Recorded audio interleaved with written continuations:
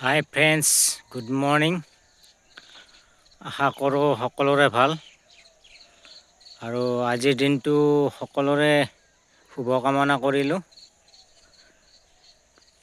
এয়া ৰাতিপুৱা এনেই অলপ ওলাই আহিলোঁ আৰু আমাৰ ইফালে প্ৰায় ধান কটা হৈছে।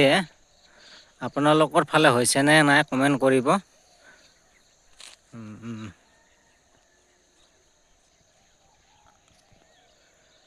আৰু ৰাতিপুৱা সোনকালে উঠিলে সঁচাই বহুত ভাল লাগে, মনটো ফ্ৰেছ লাগে।